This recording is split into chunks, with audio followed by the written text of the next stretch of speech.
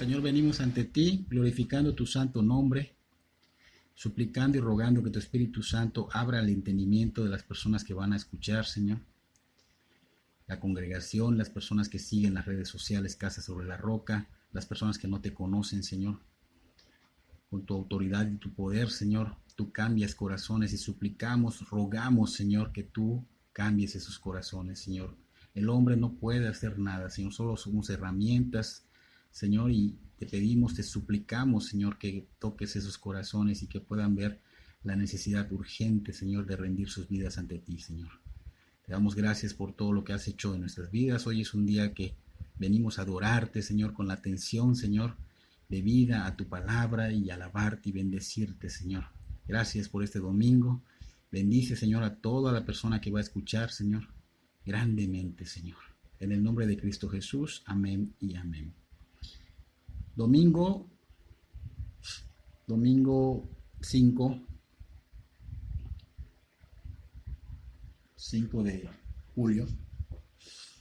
Estamos en el capítulo 23. Vamos a comenzar el capítulo 23. Vamos a terminar el capítulo 23 de Hechos. Acompáñame, por favor, con tu Biblia.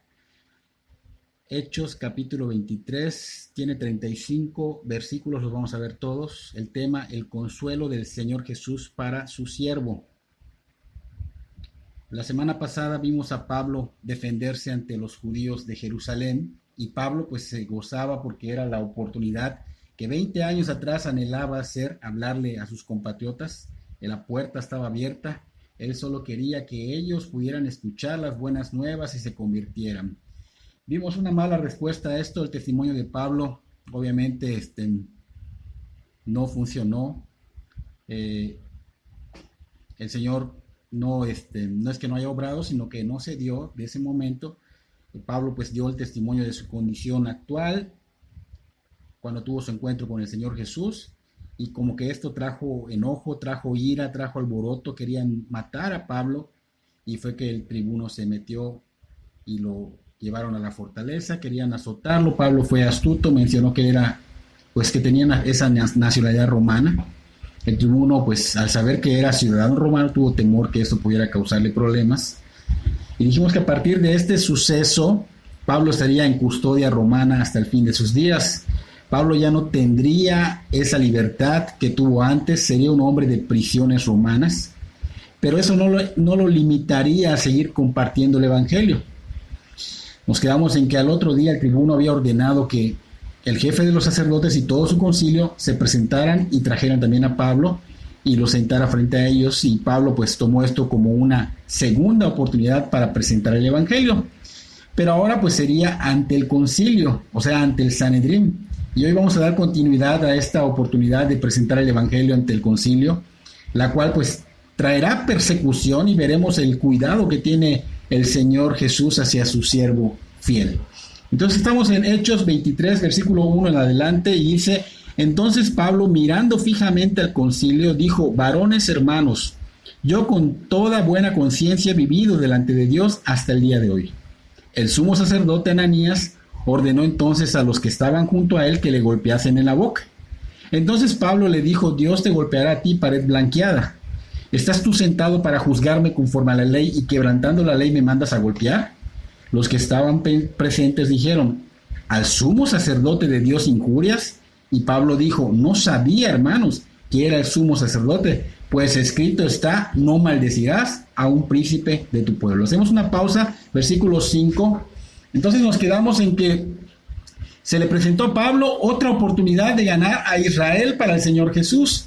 Y quizás esta era una mejor oportunidad. ¿Por qué? Porque era el concilio.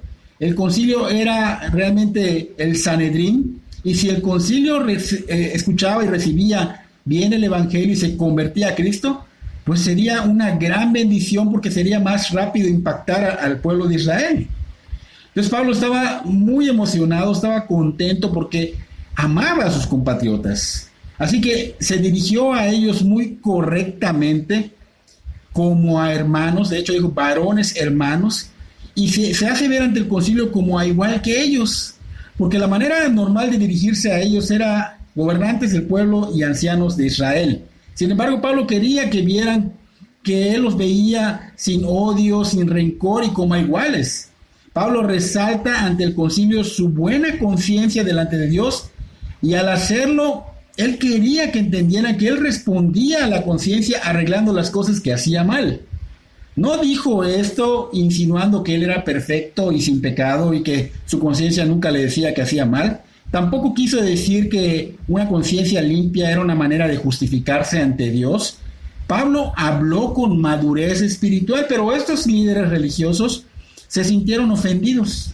Creyeron que Pablo les estaba diciendo que ellos no tenían esa limpia conciencia. Inmediatamente vemos que el sumo sacerdote da una orden de que lo golpearan en la boca, y lo golpearon. Así como golpearon al Señor Jesús después de haber dicho unas palabras muy ciertas sin ofensa. Si vamos al Evangelio de Juan, capítulo 18, versículo 19 al 23, vemos al sumo sacerdote que le pregunta al Señor Jesús acerca de sus discípulos y de su doctrina. Y Jesús responde: yo públicamente he hablado al mundo. Siempre he enseñado en la sinagoga y en el templo donde se reúnen todos los judíos. No he hablado nada oculto, dice el Señor. ¿Por qué me preguntas a mí? Pregunta a los que han escuchado que les haya yo hablado. He aquí ellos saben lo que yo he dicho. Cuando Jesús hubo dicho esto, uno de los alguaciles que estaba ahí le dio una bofetada diciendo: ¿así respondes al sumo sacerdote? Entonces Jesús le respondió: si he hablado mal, testifican que está el mal. Y si bien, ¿por qué me golpeas? Entonces estamos viendo algo muy similar que estaba sucediendo con Pablo. Estamos viendo, por ejemplo, el caso del Señor Jesús, que estos líderes religiosos estaban como que tratando de que Cristo mismo se echara la culpa de algo que no había cometido. Y vamos a ilustrarlo de esta manera. Por ejemplo, cuando eres acusado de un delito ante las autoridades, ellos te hacen dar una declaración y te hacen una interrogación por esos agentes, y esos agentes intentan persuadirte para que te eches la culpa. Lo que se aconseja en casos como estos es no responder nada, porque hay la opción de que puedas llamar a un abogado. En este caso, el Señor Jesús pues no respondió nada malo. Él respondió bien. Él dijo: hay mucha gente a la que le enseñé, ¿por qué no le preguntan a ellos? Y esto no era la respuesta que estos líderes religiosos querían escuchar, y es por eso que lo golpean. A Pablo vemos que le sucedió lo mismo. Apenas Pablo estaba iniciando su defensa y que lo golpean en la boca. El Señor, cuando fue golpeado, respondió: ¿por qué me estás pegando? ¿Te hice algún mal? No había algo como para que lo golpearan. Fue injusto. Pablo reaccionó, pero no dice en la cita si fue con enojo o estaba calmado o cómo fue que lo reprendió, ¿no? Porque reprendió a alguien. Así que sea cual sea el tono de voz que usó Pablo, enojado o no, la reprensión que dio Pablo después de ser golpeado estaba justificada y acertada, porque Pablo estaba totalmente indefenso, estaba a disposición, y Pablo aún no estaba sentenciado. Así que prácticamente se aprovecharon de Pablo para golpearlo, porque Pablo dijo: Dios te golpeará a ti, pared blanqueada. Y fue fuerte lo que Pablo estaba diciendo, pero era la verdad. El sumo sacerdote era un hipócrita. Eso es lo que significaba pared blanqueada. Estaba de acuerdo en que mataran a Pablo sin haber sido sentenciado. Solo porque el tribuno lo arrebató, no lo lograron. Aquí vemos que Dios está en control de su vida de Pablo. Entonces vemos que si el sumo sacerdote no daba la orden de perseguir a todo aquel seguidor del Señor, pues los demás no hacían nada. Así que el que ordenaba era este sumo sacerdote. Era malo, era mentiroso, era un hipócrita, aparentaba, era como una fachada de bien, pero era hijo del mal. Entonces lo que Pablo estaba diciendo no estaba mal. El mismo Señor Jesús describió a estos tipos de líderes fariseos como sepulcros blanqueados en Mateo 23. Aunque este no era el mismo sacerdote que estuvo con el Señor Jesús, este se llamaba Ananías, pero siempre era igual a los anteriores, una pared blanqueada, como si la corrupción estuviera cubierta por una fina capa de pureza. Pablo solo estaba exponiendo la hipocresía de un hombre que dio una orden de golpearlo, porque le dice: ¿qué clase de juez eres si tú mismo infringes la ley al ordenar que me golpeen? Pablo dijo esto porque todo hombre que perteneciera al concilio tenía la obligación de cumplir con las leyes. debían dar el ejemplo de vivir las leyes que Moisés había escrito. Y la orden de golpear a Pablo pues era contraria al espíritu y a la letra de la ley. De hecho, Deuteronomio 25, 1 y 2 fue lo que utilizó Pablo para decir que estaba mal, porque esta cita dice que únicamente cuando un hombre es culpable o es encontrado culpable puede ser golpeado. Entonces Pablo pues no se le había imputado una culpa, así que no era culpable como para que sea golpeado. Y los que estaban presentes pues reaccionaron del comentario que hizo Pablo al sumo sacerdote, porque dijeron ellos: al sumo sacerdote de Dios injurias. Y Pablo pues instantáneamente se dio cuenta de que había actuado mal en su reacción, no importando la manera en que lo dijo, pero Pablo reconoció su error, porque Pablo también conocía bien la palabra y reconoció su error al maldecir a un príncipe de su pueblo. Pablo recordó lo que dice Éxodo capítulo 22, versículo 28, donde dice: no injuriarás a los jueces ni maldecirás al príncipe de tu pueblo. Entonces estaba quebrantando la ley cuando alguien maldecía o insultaba o hablaba mal de algún gobernante, ¿no? Pablo pues obviamente cuando escuchó que este era el sumo sacerdote, Pablo pues no lo conocía. Se excusó diciendo que no sabía que era él el sumo sacerdote, y era verdad, porque Pablo pues había resaltado su conciencia delante de Dios a estos líderes, y no estaría correcto que Pablo no viviera lo que estaba diciendo, así que Pablo no diría mentiras. Es importante recordar que Pablo dejó su religiosidad cuando tuvo su encuentro con el Señor Jesús.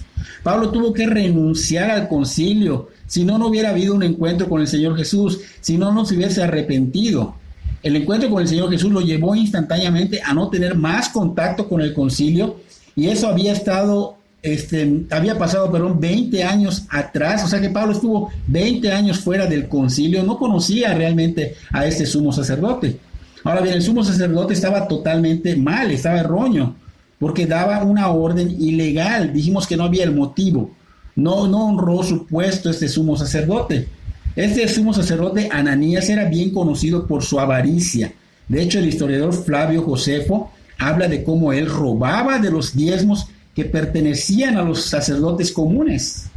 Pero aún así, es muy importante respetar las autoridades. Pablo sabía que Dios permite a las autoridades. De hecho, Pablo lo escribió en la carta a los Romanos, capítulo 13, versículo 1 y 2, donde dice: sométanse toda persona a las autoridades superiores, porque no hay autoridad sino de parte de Dios, y las que la hay, por Dios han sido establecidas. De modo que quien se opone a la autoridad, a lo establecido por Dios, resiste, y los que resisten acarrean condenación para sí mismo. Pablo sabía que esto podía acarrear condenación, por eso Pablo se retractó.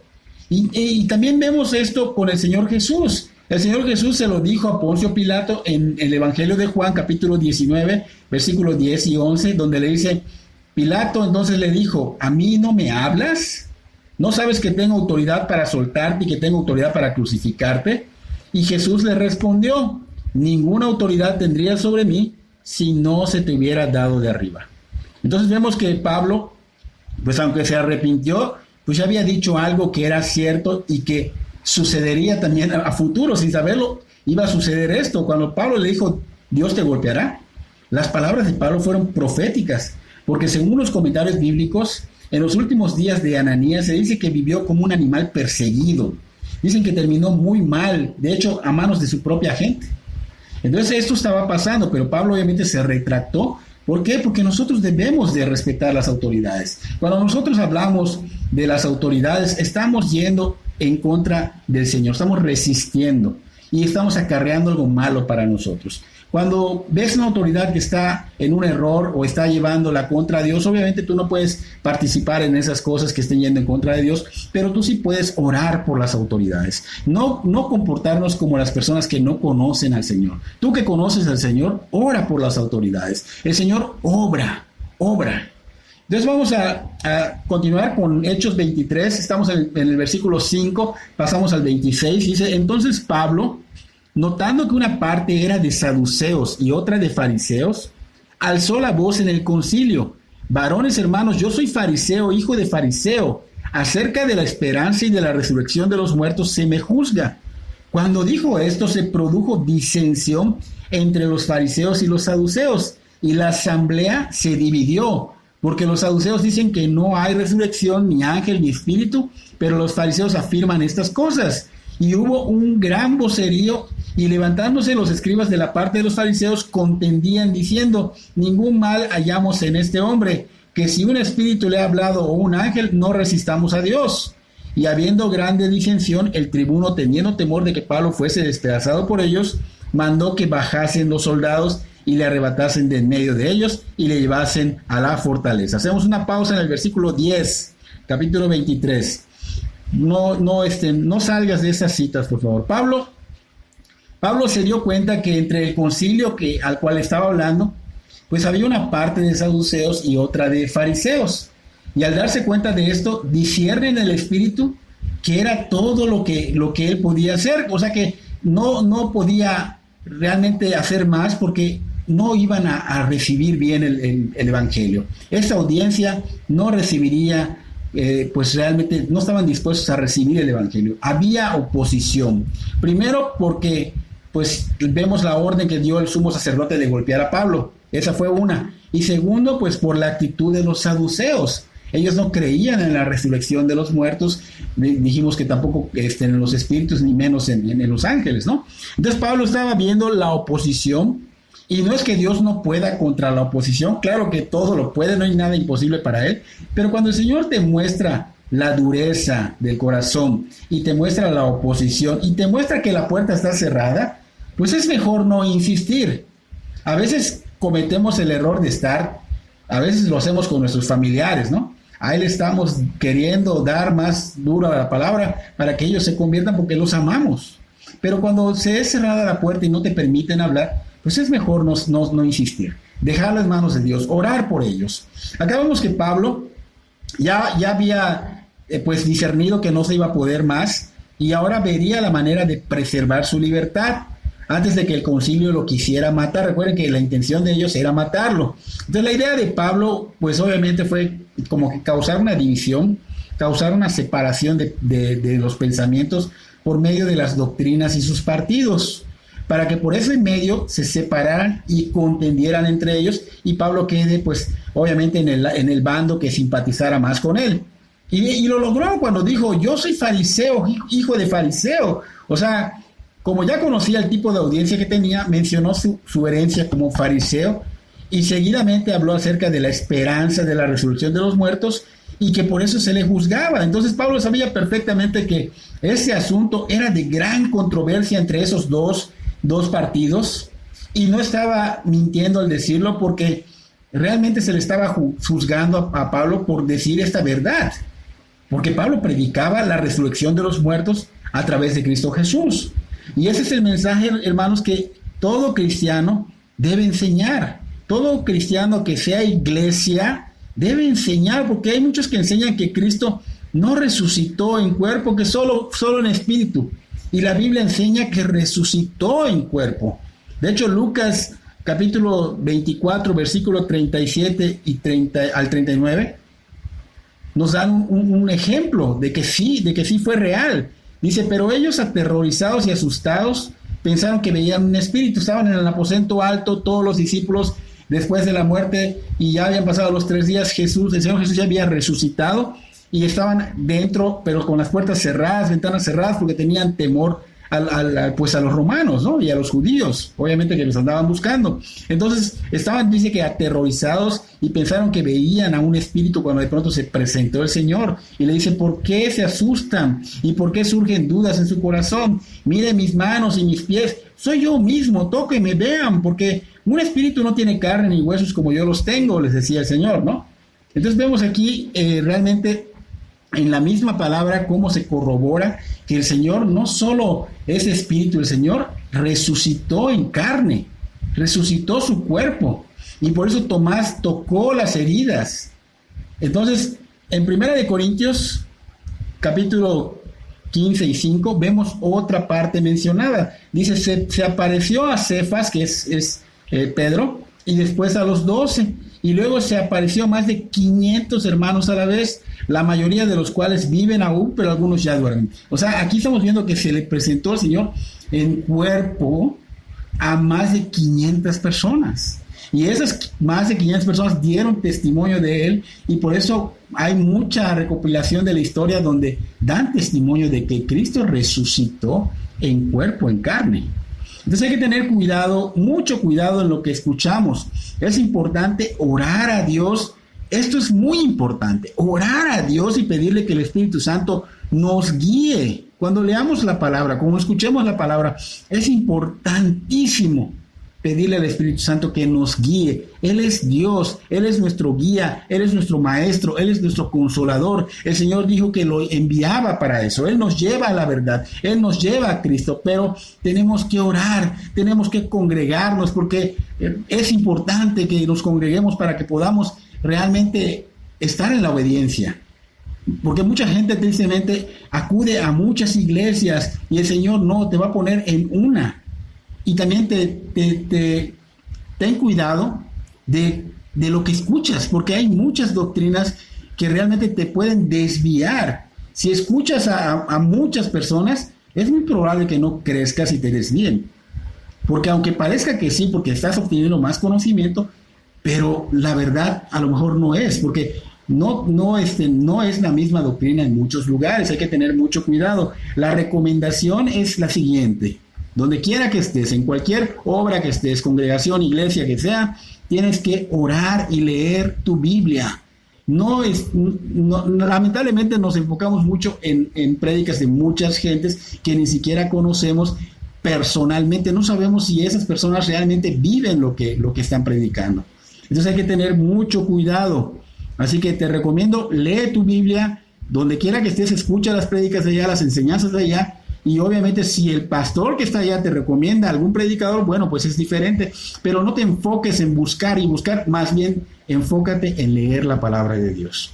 Entonces Pablo acá señala que se le juzgaba por la resurrección de los muertos, e inmediatamente pues pasa al lado de los fariseos y deja que los fariseos discutan con los saduceos. O sea, logró hacer ese cambio de contendiente. Ahora era una discusión doctrinal entre fariseos contra saduceos. Los saduceos, ¿quiénes eran? Los saduceos negaban la realidad de la vida después de la muerte y la resurrección de los muertos, y también la existencia de los ángeles.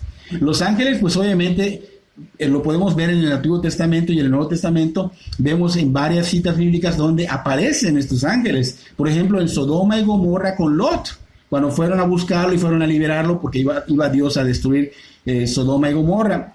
Con Elías, cuando después Elías estaba siendo perseguido, pues él entró como en depresión y un ángel fue enviado por Dios para que le diera de comer. En Daniel, cuando el ángel se le apareció, y le dijo: tu oración fue escuchada desde el primer día que te propusiste en tu corazón humillarte. ¿Y qué tal Zacarías y Elizabeth? Que se le aparece el ángel a Zacarías porque iban a ser bendecidos con el embarazo del cual vendría Juan el Bautista. También vemos a los ángeles en el nacimiento del Señor Jesús. Y luego lo vemos en Getsemaní, cuando el Señor Jesús está orando, que venía pues obviamente ya la persecución, iba a venir su pasión, y el Señor estaba orando y un ángel lo fortaleció. Entonces, no solo lo vemos allá, cuando Él resucita, junto a la tumba está el ángel. En la ascensión hay ángeles. Cuando le dicen a los apóstoles: no se queden viendo, no estén tristes, el Señor va a venir más adelante, pero sean diligentes, no se queden allá. Así que hay muchas citas que mencionan a los ángeles, y estos pues Dios los manda en todo, no se pueden mandar solos, son siervos de Dios y los usa para ayudarnos a nosotros. Por eso hay batallas espirituales. Cuando oramos hay batallas espirituales donde los demonios están queriendo realmente pues hacernos mal, y de alguna manera el Señor los envía para protegernos, para pelear estas batallas, y eso es a través de la oración. Entonces vemos que los fariseos tenían pues más cosas en común con Pablo, siendo creyentes y más apegados a las escrituras que habían en ese tiempo, porque no estaban todas las escrituras. Pues ellos tomaban más en serio lo que había en las escrituras, aun cuando erraban en gran manera al agregar tradiciones de hombres a los mandamientos de las escrituras. pero pues estaban más de acuerdo con Pablo. Y estas situaciones de las uniones hoy día es triste porque se presentan constantemente en todos lados, en todos países, en todos estados, y es extraño cómo gente que no tiene nada en común se unen como amigos. ¿Para qué? Para oponerse a Dios y a su obra. El único motivo que los une o fin es porque se trata de Dios, pero por otras cosas no se oponen ni se ocupan. Y voy a dar un ejemplo.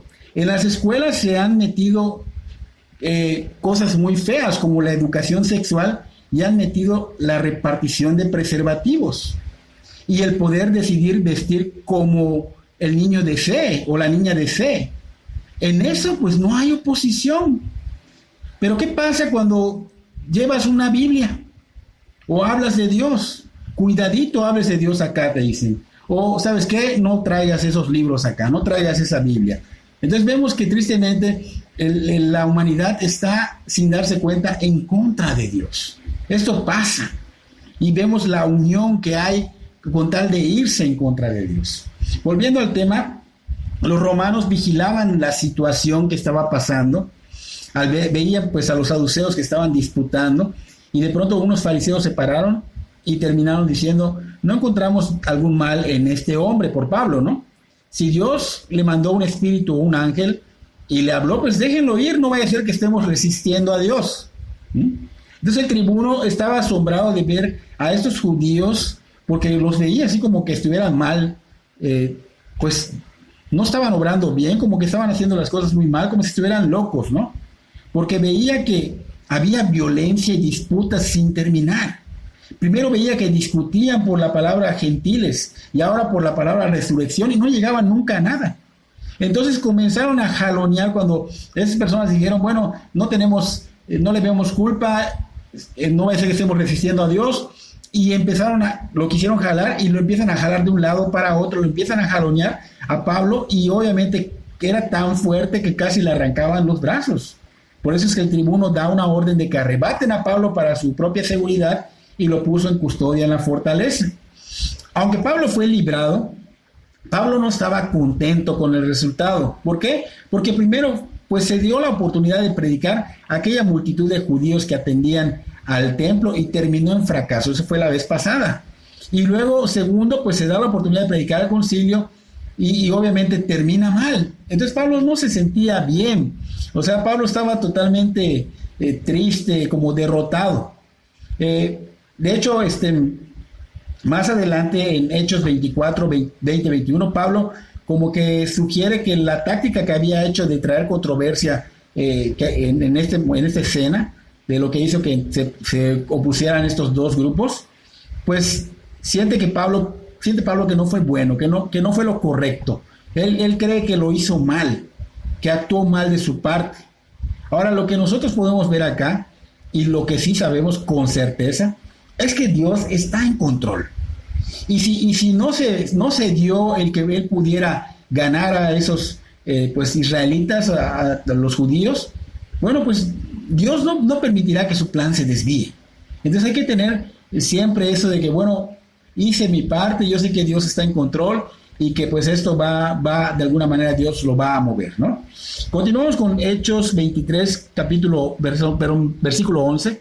Dice: a la noche siguiente se le presentó el Señor y le dijo: ten ánimo, Pablo, pues como has testificado de mí en Jerusalén, así es necesario que testifiques también en Roma.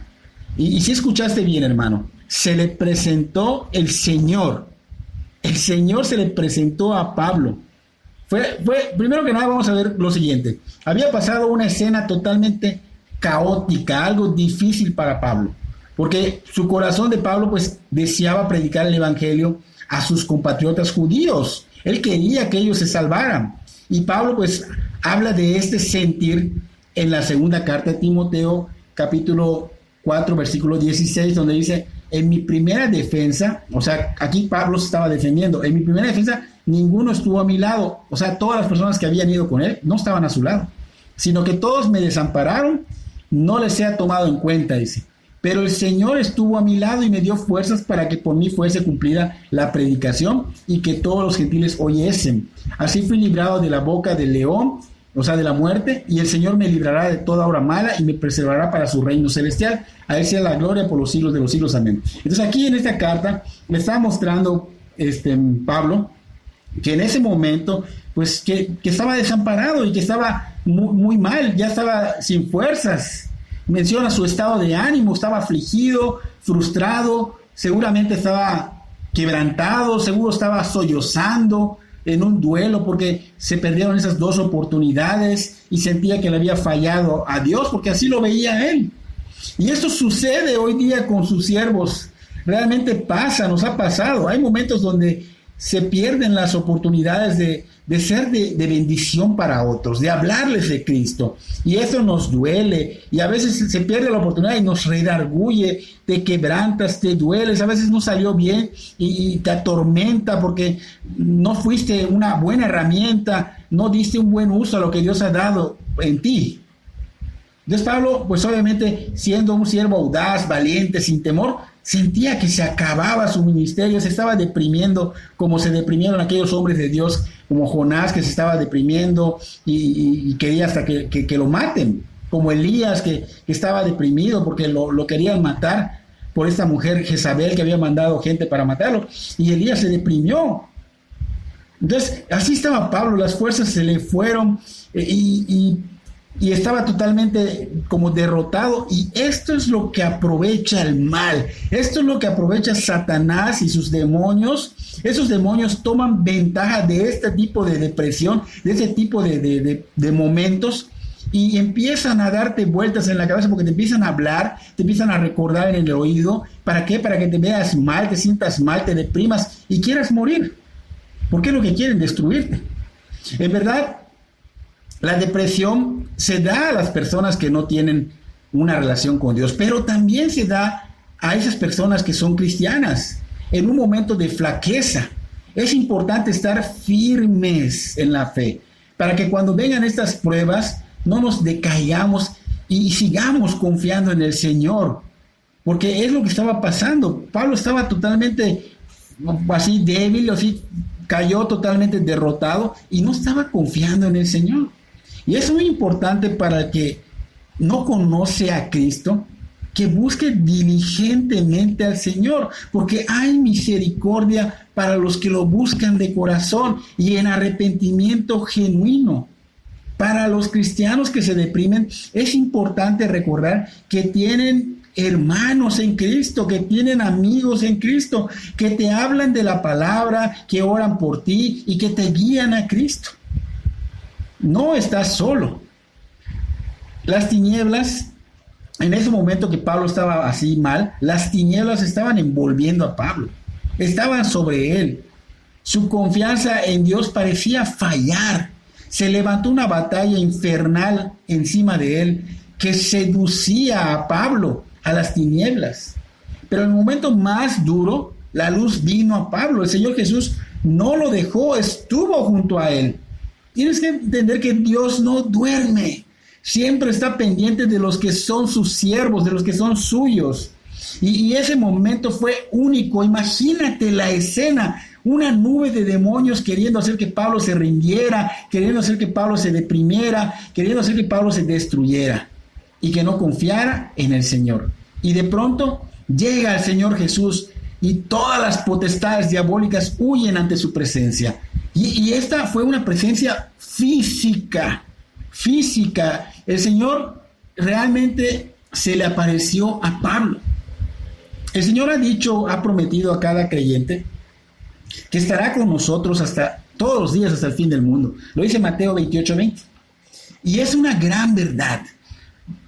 Vimos en el capítulo 18 de Hechos que el Señor le dice a Pablo que tenga ánimo porque él iba a cuidar de él por lo que se iba a presentar, que no se preocupara porque él tenía mucho pueblo en esa ciudad. Y así fue, lo cuidó. En ese capítulo 23 le está viniendo a dar ánimo y a cuidarlo. ¿Por qué? Porque Pablo aún le iba a servir más adelante, más tiempo. ¿Y creen que el Señor no lo cumpliría? ¿Creen que el Señor, que ha dicho, yo estaré con ustedes todos los días hasta el fin del mundo, creen que el Señor no va a cumplir esto? Dios no habla mentira. Dios habla verdad, Dios lo cumple. Ahora lo que hay que enseñar es muy importante, es importantísimo, porque esto anima de verdad hasta el más caído. Dios obra hoy día igual que antes. Y Él te habla a través de la palabra dando promesas y le creemos y nos aferramos a ellas y nos libra de muchas cosas. Pero también hay que creerle a todo lo demás que dice Dios, no solo a las promesas de cuidado, sino a todo el consejo de Dios, o sea, a toda la Escritura. Y menciono esto porque muchas personas que conozco, y también sé que personas que no conozco, piensan de esta manera, viven erradas, creyendo que sin haberse arrepentido y convertido a Cristo, sin la evidencia de caminar con Dios, pueden tener el cuidado de Dios cuando lo necesitan.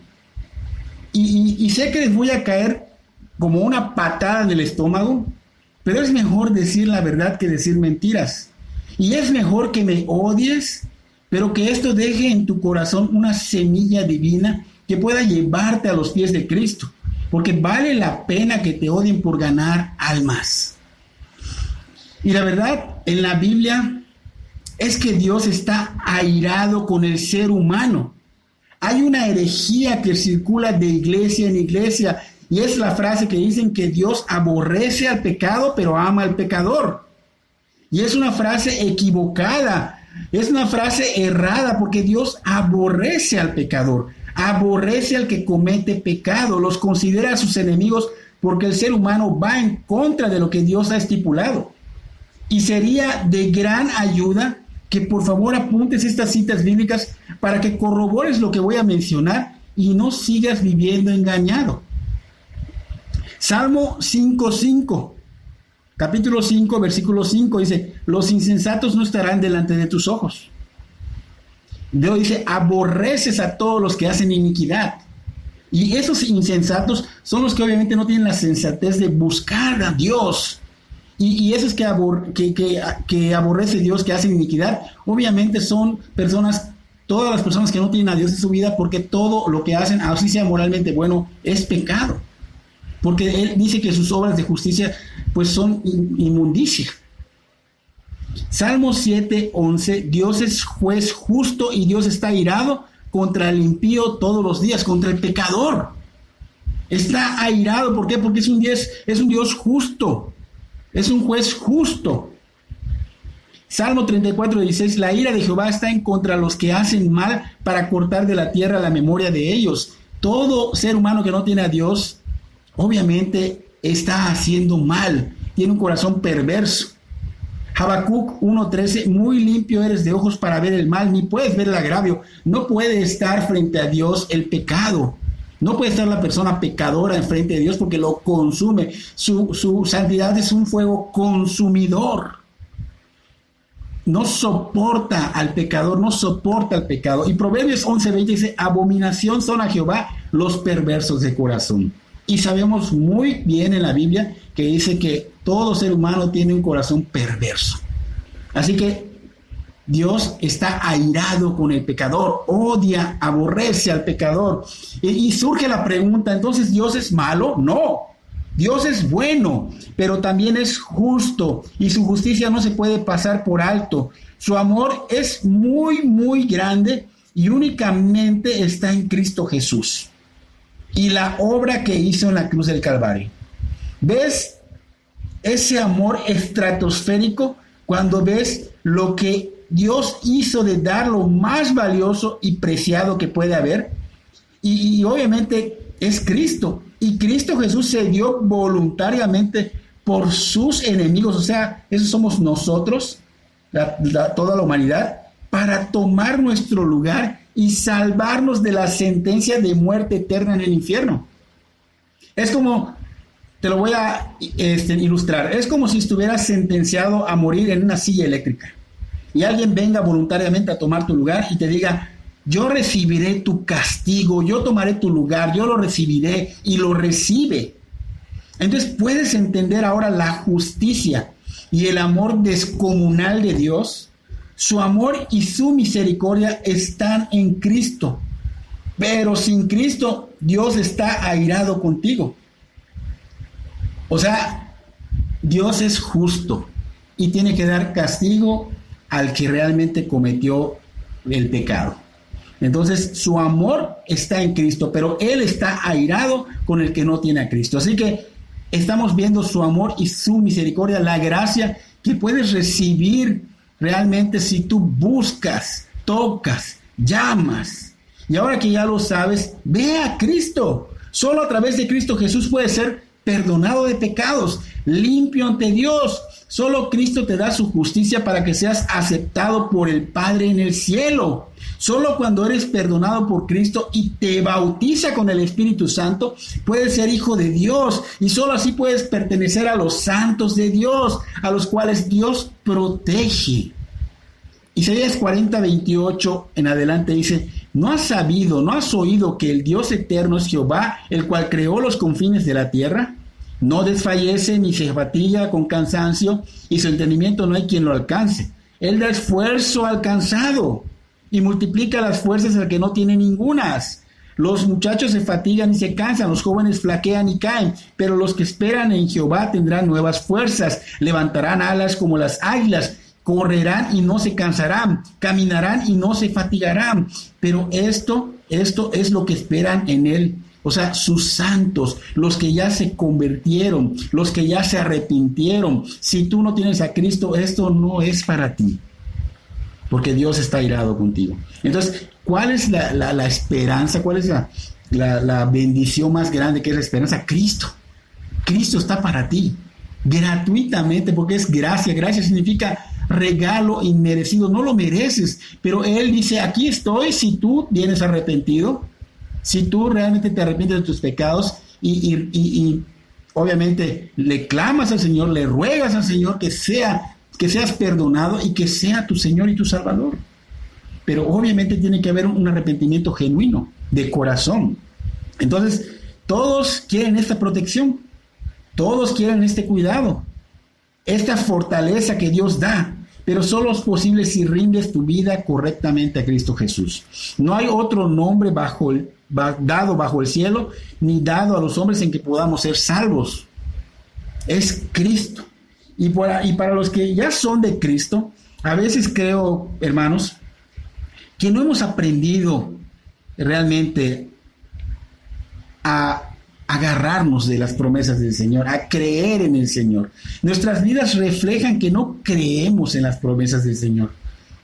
Y esas promesas del Señor tienen que ser en su contexto. Y enfatizo contexto porque mucha gente mal usa las promesas del Señor, las usa fuera de contexto y lo hacen constantemente. ¿Solo para qué? Para dar estimulación, para dar ánimo. Y ¿sabes qué? Esto es pecado. Y el Señor dice claramente que uses bien, correctamente la palabra de verdad, que la uses correctamente. El Señor Jesús nunca perdió de vista a Pablo. Aunque estuviera Pablo en la cárcel, Él sabía dónde estaba Pablo. Es Dios el Señor, todo lo sabe. Por eso se llama Dios. No hay imposibles. Y para ustedes, hermanos, que están dudando, aun cuando nadie vea lo que estás pasando, Dios sabe dónde estás y lo que sucede y se ocupa de ello, pero tienes que confiar en Él, tienes que depender de Él. Y para que está pasando pruebas, Dios está contigo en la prueba. Pablo estaba solo, pero no estaba solo. Si todos los demás lo habían olvidado, porque dijimos que él había llegado a Jerusalén con compañía, ¿dónde acabaron sus acompañantes? No se sabe, pero allá no estuvieron. Pero el Señor sí, el Señor Jesús estuvo y es suficiente. Un pastor decía: es mejor estar en la cárcel con el Señor que estar en el cielo sin Él.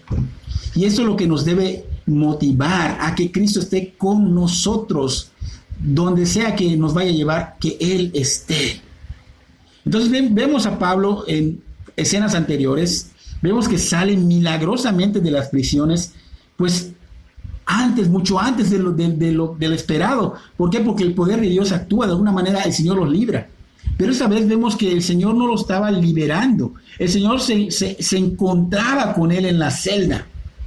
Nosotros seguidamente demandamos que el Señor Jesús nos libre de nuestras circunstancias cuando Él en algunas situaciones nos quiere tener más tiempo allá, en esas circunstancias. ¿Para qué? Para que podamos encontrarnos con Él en esas situaciones. A veces cerramos pensando que nos estamos rindiendo al Señor Jesús, cuando en verdad lo que estamos haciendo es buscando un escape. Dios quiere encontrarse con nosotros en cualquier situación, pero tú quieres escaparte de ello. Entonces hay que tener cuidado, porque en cualquier situación que nos encontremos, recuerda que Dios está en control. Solo tienes que rogar y esperar en Él, confiar y depender de Él. El Señor aquí viene a Pablo y le da consuelo. Pablo sabía que su situación era mala, pero no sabía qué tan malo era. Pablo no sabía qué sucedería, pero el Señor Jesús sí lo sabía, y por eso vino a él, para darle consuelo, para darle ánimo, porque habían cosas más fuertes que venían, y Pablo no lo sabía. Tú podrías pensar que las cosas marchaban, o puedes pensar que las cosas marchan mal hoy día, ¿no? Pero ni siquiera conocemos la mitad de los hechos. Pero el Señor sí conoce todo, y Él aún nos dice, ten ánimo, aunque no se vea bien. ¿Sabes por qué? Porque a veces el Señor nos libra de cosas peores. Él nos mantiene allá porque va a venir otra cosa peor, pero tenemos que confiar y depender de Él totalmente. ¿Sabes por qué debemos confiar y depender plenamente en Él? Porque Dios aún está en su trono. Él aún mantiene su promesa. Y sabemos que a los que aman a Dios, todas las cosas les ayudan a bien. Y esto es a los que conforme a su propósito son llamados. Lo dice Romanos 28. Entonces cualquiera puede tener un buen ánimo cuando todo marcha bien. Pero el cristiano tiene que tener un buen ánimo cuando todo está mal, sabiendo que Dios es poderoso y maravilloso, sin importar la crisis por la que se atraviese. Dios está en control. El Señor Jesús lo mostró muchas veces, y esto nos debe de ayudar a tener ese ánimo, realmente a confiar en Dios y depender de Él. El Señor Jesús le dijo a un paralítico en su lecho, ten ánimo, hijo, tus pecados te son perdonados. Está en Mateo 9, capítulo 9, versículo 2. El Señor Jesús le dice a una mujer que tenía 12 años un flujo de sangre, ten ánimo, hija, tu fe te ha salvado. Está allá en mismo Mateo 9, versículo 22. El Señor Jesús le dijo a sus discípulos cuando estaban en el mar asustados, en el mar de Galilea, tened ánimo, yo soy, no temáis. Está Mateo 14, 27. Jesús le dijo a sus discípulos la noche antes de su crucifixión, en el mundo tendréis aflicción, pero confiad, yo he vencido al mundo, en Juan 16, 33. Así que en Hechos 23, 11, Jesús le está diciendo a Pablo, ten ánimo, pues como has testificado de mí en Jerusalén, así es necesario que testifiques también en Roma. O sea, le está recordando el Señor a Pablo que lo que ha hecho en Jerusalén, le dice a Pablo que aún así hay trabajo para hacer en Roma. Lo vas a hacer en Roma. Entonces, Pablo pues pudo haberse desanimado por el supuesto fracaso, pero aquí lo que tiene que ver Pablo es que los resultados no eran su responsabilidad. Su responsabilidad era traer la palabra de Dios y testificar del Señor Jesús, y los resultados realmente es la responsabilidad de Dios, y el Señor se lo está haciendo ver. Como has testificado de mí en Jerusalén, así es necesario que testifiques también en Roma. O sea, le está diciendo el Señor, le está confirmando que hizo buen trabajo, que hizo lo correcto, y que había más por hacer camino a Roma y en Roma. Y esa era la siguiente tarea de Pablo. Y es algo hermoso, ¿no? Porque imagínate escuchar al Señor decir palabras como las que le está diciendo a Pablo. Como has testificado de mí en Jerusalén, o sea, aquí hay una afirmación, o sea, has hecho un buen trabajo, siervo fiel. Imagínate que te diga eso. Así es necesario que testifiques también en Roma, pero aún hay más cosas que hacer. O sea, wow, sería impactante, hermoso que el Señor te lo diga. Esas palabras pues traen mucha profundidad, traen alegría, traen ánimo al siervo que es fiel. ¿Por qué? Porque son más oportunidades. Por ejemplo, le decía a Pablo, vas a seguir en otro lugar haciendo lo mismo. O sea, más oportunidades para traer a más personas a Cristo, más maneras para glorificar al Señor, más personas con las que puedes orar, más hambrientos por alimentar, más desnudos por cubrir, más santos desanimados para animar. Y esto es algo hermoso. El Señor también le estaba dando la promesa de darle una protección continua. Porque si te está diciendo, vas a servirme allá, no te va a pasar nada en todo esto que pasa. O sea, no quiere decir que no va a haber problemas, van a haber problemas, pero yo voy a estar contigo. Yo voy a estar fortaleciéndote y cuidándote. Y eso es algo que le estaba diciendo a Pablo y que nos dice a nosotros. Pablo pues tenía que terminar realmente el plan trazado que Dios había dado para él, y en realidad pues era que vaya a Roma, y fíjense, ir a Roma era un anhelo de Pablo. Pablo, de hecho, en Hechos 19:21 y en Romanos 1:8-15 está allá, que era un anhelo, que él quería estar allá. Y algunas veces pensamos que cuando anhelamos algo, queremos mucho algo, pues que está fuera de la voluntad de Dios, que no podría ser la voluntad de Dios porque lo anhelamos mucho. Pero estás mal, porque Dios a menudo nos da los deseos de nuestro corazón. De hecho, lo dice Salmo 37:4, que cuando te deleítate en el Señor y Él te concederá los deseos de tu corazón. O sea que cuando te deleitas en el Señor, como Pablo lo estaba haciendo, Pablo se deleitaba en el Señor, vivía para el Señor, entregaba su vida totalmente para el Señor, y el anhelo de ir a Roma se estaba dando. Al otro día que el Señor le había dicho esto, Pablo estaba en paz y enfrentó a sus enemigos con una sonrisa, sabiendo que ellos no podían hacer nada contra él, porque Dios tenía pendientes con él. Continuamos en el versículo 12. Venido el día, algunos de los judíos tramaron un complot y se juramentaron bajo maldición, diciendo que no comerían ni beberían hasta que hubiesen dado muerte a Pablo. Eran más de 40 los que habían hecho esta conjuración, los cuales fueron a los principales sacerdotes y a los ancianos y dijeron: nosotros nos hemos juramentado bajo maldición a no gustar nada hasta que hayamos dado muerte a Pablo. Ahora pues vosotros con el concilio requerid al tribuno que le traiga mañana ante vosotros, como que queréis indagar alguna cosa más cierta acerca de él, y nosotros estaremos listos para matarle antes que llegue. Mas el hijo de la hermana de Pablo, oyendo hablar de la celada, fue y entró en la fortaleza y dio aviso a Pablo. Pablo, llamando a uno de los centuriones, dijo: llevad a ese joven ante el tribuno, porque tiene cierto aviso que darle. Él entonces, tomándole, le llevó al tribuno y dijo: el preso Pablo me llamó y me rogó que trajesen ante ti a este joven, que tiene algo que hablarte. El tribuno, tomándole de la mano y retirándose aparte, le preguntó: ¿qué es lo que tienes que decirme? Él le dijo: los judíos han convenido en rogarte que mañana lleves a Pablo ante el concilio, como que van a inquirir alguna cosa más cierta acerca de él, pero tú no les creas, porque más de 40 hombres de ellos le acechan, los cuales se han juramentado bajo maldición a no comer ni beber hasta que le hayan dado muerte, y ahora están listos esperando tu promesa. Entonces el tribuno despidió al joven, mandándole que a nadie dijese que le había dado este aviso. Ok, versículo 22, pausa. Estamos viendo que en los tiempos del Señor Jesús y en los tiempos de Pablo, habían unos asesinos, un grupo secreto de asesinos, creo que les llamaban celotes, los cuales estaban acechando siempre a los romanos y los mataban con unas dagas mientras caminaban. Y estos asesinos estaban jurando ahorita no comer ni beber hasta que le dieran muerte a Pablo. Y el plan de ellos era que los principales sacerdotes y ancianos mintieran al tribuno romano, pretendiendo volver a tocar algunos puntos doctrinales con Pablo, para que sí, cuando estuviera viniendo en el camino lo mataran.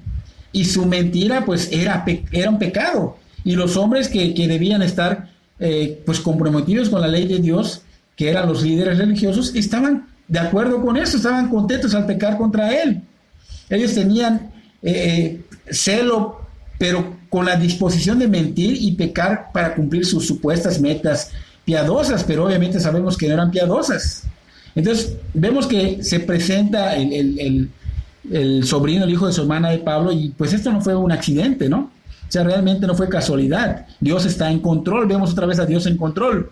Entonces el Señor pues obviamente sabía esto, sabía que habían 40 asesinos judíos que no iban a comer y beber para que asesinen a Pablo. El Señor pues, ¿qué tenía que hacer? Como le había prometido a Pablo, pues tenía que proteger a Pablo, porque le había dicho que iba a ir a Roma a testificar de él. Entonces, recordemos que Pablo pues no había cometido ningún crimen, pero aún así estaba preso. ¿Por qué? Porque el tribuno romano pues tenía una sospecha de que Pablo pudiera ser un revolucionario, y hasta que no se comprobara lo contrario, lo iba a liberar. Así que por eso seguía preso. En el versículo 23, continuamos con nuestra lectura, Hechos 23, capítulo 23, versículo 23 y 24. Y llamando a 2 centuriones, mandó que preparasen para la hora tercera de la noche 200 soldados, 70 jinetes y 200 lanceros para que fuesen hasta Cesarea, y que preparasen cabalgaduras en que poniendo a Pablo lo llevasen en salvo a Félix el gobernador. Estamos viendo que el tribuno pues junta a 400, de hecho hace que se preparen 470 soldados romanos. ¡Wow! ¿Ves la mano de Dios? O sea, Dios obrando, Dios en control. Estos estaban bien entrenados para que si venía alguna posición, ellos resistieran a ellos. O sea, una escolta muy grande para Pablo fuera de Jerusalén. ¡Wow! La mano de Dios obrando, su fidelidad hacia Pablo estaba bien demostrada y le daba seguridad a Pablo de que el Señor estaba con él. Y una escolta impactante estaba con él. Y entonces vemos aquí que le dice que preparen cabalgaduras porque obviamente estaba largo donde lo iban a llevar a Cesarea y obviamente necesitaba pasar de caballo en caballo, así que prepararon todo esto y obviamente tenían que llevar a Pablo a salvo ante este gobernador llamado Félix. Y pues Pablo salió vivo de Jerusalén cabalgando y llegaría cabalgando ante el gobernador por los caballos que habían preparado para él. Continuamos con el versículo 25 y en adelante dice: y escribió una carta en esos términos: Claudio Lisas al excelentísimo gobernador Félix, salud. A este hombre aprendido por los judíos y que iban ellos a matar, lo libré yo acudiendo con la tropa, habiendo sabido que era ciudadano romano. Y queriendo saber la causa por que le acusaban, le llevé al concilio de ellos y hallé que le acusaban por cuestiones de la ley de ellos, pero que ningún delito tenía digno de muerte o de prisión. Pero al ser avisado de acechanzas que los judíos habían tendido contra este hombre, al punto le he enviado a ti, intimando también a los acusadores que traten delante de ti lo que tengan contra él. Pásalo bien. Entonces está la carta que le escribió Claudio, el tribuno, al gobernador Félix, y vemos que la carta enseñaba pues todo lo que había pasado con Pablo, todo lo que se suscitó, ¿no? Pero menciona que era ciudadano romano Pablo, por eso tenían que cuidarlo, pero vemos que no menciona lo que había hecho tribuno, de que lo había atado, que lo iban a azotar, no lo menciona. Obviamente no le convenía, pero bueno, se portó bien ese tribuno. El tribuno mencionó en su carta que descubrió que no había nada que merezca prisión o muerte, pero que habían informado de un complot para matarlo y por eso decide enviárselo, y pues que le había dicho a los acusadores que presenten los cargos ante el gobernador Félix. Entonces continuamos en el versículo 31 al 35, dice: y los soldados, tomando a Pablo como se les ordenó, le llevaron de noche a Antípatris, y al día siguiente, dejando los jinetes que fuesen con él, volviendo a la fortaleza. Cuando aquellos llegaron a Cesarea y dieron la carta al gobernador, presentaron también a Pablo delante de él, y el gobernador, leída la carta, preguntó de qué provincia era, y habiendo entendido que era de Cilicia, le dijo: te oiré cuando vengan tus acusadores, y mandó que le custodiasen en el pretorio de Herodes. Entonces vamos a ver que 200 soldados únicamente llegaron hasta Antípatris, porque la parte más peligrosa del camino hasta ahí llegaba, y obviamente se regresaron otros. Pablo pues logra salir de Jerusalén, llega a Cesarea, y el complot de los 40 asesinos falló, ¿ok? Mucha gente se ha preguntado qué pasó con estos 40 asesinos, porque habían hecho un juramento de no comer y no beber, se habrán muerto, pero habían unas como leyes que habían puesto los rabinos que permitían quebrantar 4 tipos de juramentos: juramentos de incitación, juramentos de exageración, juramentos hechos en error y juramentos que no se podían cumplir por restricciones, ¿no? Así que eran exclusiones permitidas para cualquier tipo de contingencia. Félix tal vez esperaba que Pablo viniera de algún otro lugar para que otro escuchara su caso, por eso le pregunta de dónde venía, y pues obviamente cuando le dicen que es de Cilicia, pues Félix sabía que él era responsable de tomar su caso, ¿no? Así que vemos que Pablo tenía la oportunidad de acá. Aquí se empezaba a cumplir la profecía, pues francamente lo que le mencionó el Señor Jesús a Ananías, de que Pablo sufriría y llevaría su nombre ante gentiles, ante reyes y ante judíos, y aquí se estaba como que cumpliendo la parte esa donde pues los reyes, ¿no? Porque era un gobernador, tenía un nivel muy alto, una autoridad muy alta, y como que se estaba dando el cumplimiento de esta profecía, ¿no? Pablo iba a pasar 2 años en confinamiento allá en Cesarea, eso lo vemos a través de las cartas y todo lo demás, y después de eso, pues 2 años en Roma, Así que si sumamos estos tiempos entre los viajes y los tiempos que pasó en esos lugares, vemos que 5 años de la vida de Pablo, pues los iba a vivir en custodia de Roma. Recuerden que ya no iba a ser libre, iba a ser custodiado, iba a ser un preso de los romanos, ¿no?